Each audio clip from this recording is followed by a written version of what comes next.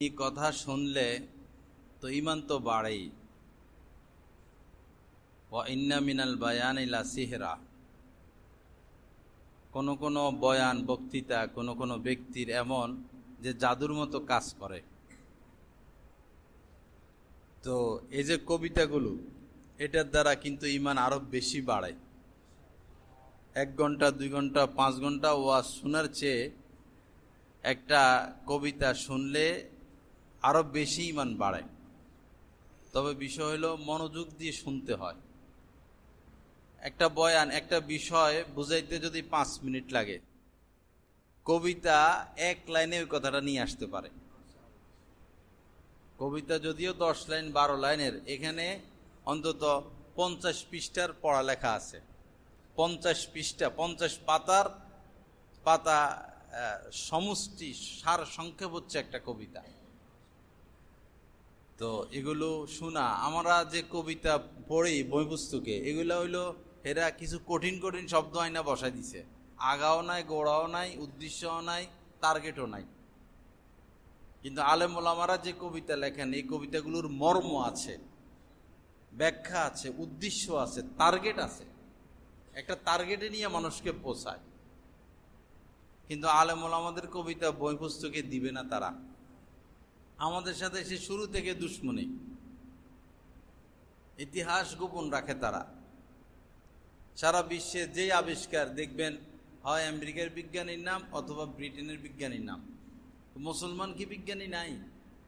ষড়যন্ত্র আর কি। মুসলমানদের নাম দিবে না তারা। মুসলমানদের কীর্তি কি, এগুলো সামনে আসে না।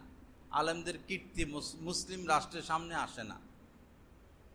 তো যাই হোক, কবিতাগুলো শুনতে থাকবেন। জুমার পরে এখানে কবিতার মজলিস হয়। আপনাদের তো ধৈর্য কম, না হলে তো 2টা শোনানো যাইত। গতকাল রাত্রেও আলহামদুলিল্লাহ একটা কবিতা হয়েছে। এর আগের রাত্রে অর্ধেক হয়েছিল। আল্লাহ পাকের মেহরবানি হইতেছে, আল্লাহ পাক দান করতেছেন। এমন এগুলো শোনা লাগবে তো। শুনলে তো উভয় পক্ষের ফায়দা। আল্লাহ পাক আমাদেরকে বুঝ দান করেন।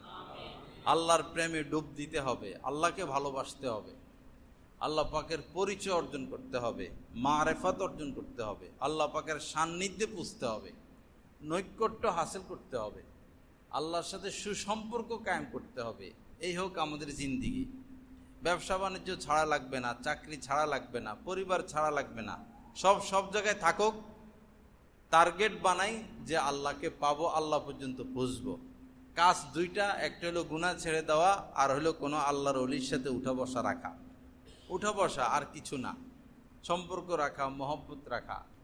এই পর্যন্ত পৃথিবীর ইতিহাসে যারা ওলি হয়েছেন, আল্লাহর ওলি হয়েছেন, সবার রাস্তা একটাই, কোনো ওলির সোহবত তারা পাইছেন।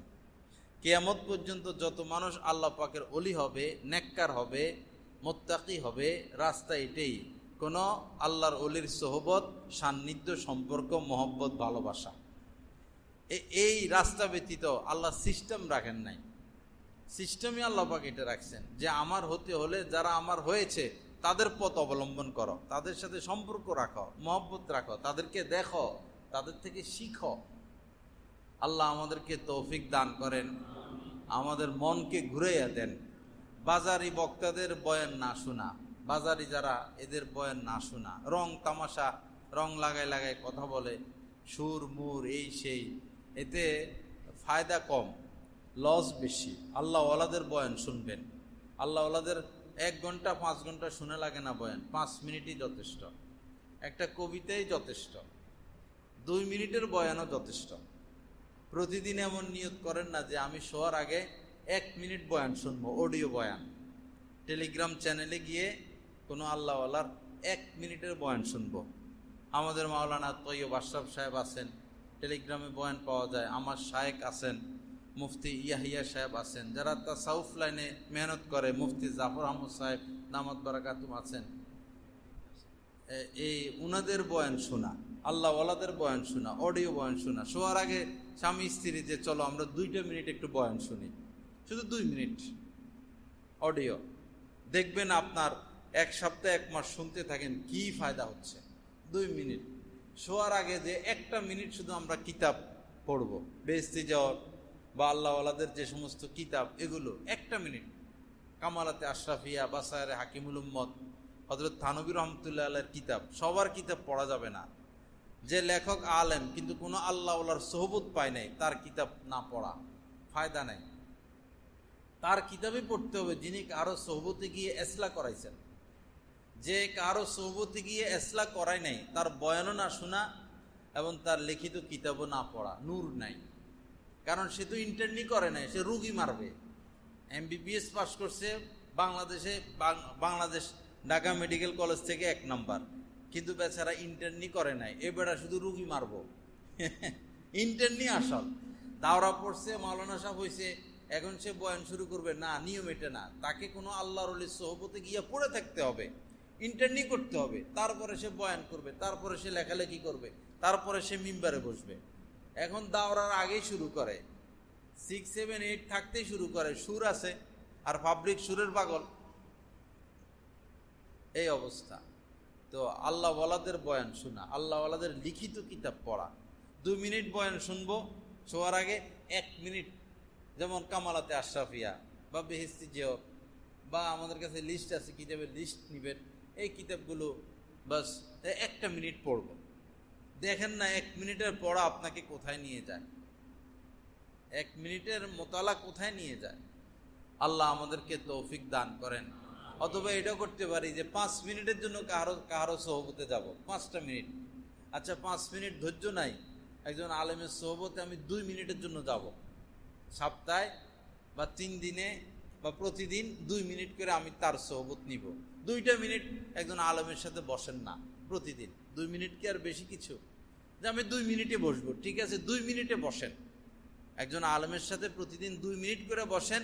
1 সপ্তাহ পরে আপনি নিজেকে নিজে যাচাই করুন যে 2 মিনিট করে যে বসলাম প্রতিদিন, আমার মধ্যে পরিবর্তন আসলো কিনা। পরিবর্তন না আসলে যাওয়া বাদ দেন, আর পরিবর্তন আসলে অব্যাহত রাখেন, 2 মিনিটই অব্যাহত রাখেন। সোহবত ছাড়া নূর আসবে না, ঈমান মজবুত হবে না, পাপ বুঝবো না, পাপ ছাড়তে পারবো না। গদ বাঁধা কিছু ইবাদত বন্দিগি করব, গদ বাঁধা, আল্লাহকে পাওয়া যাবে না।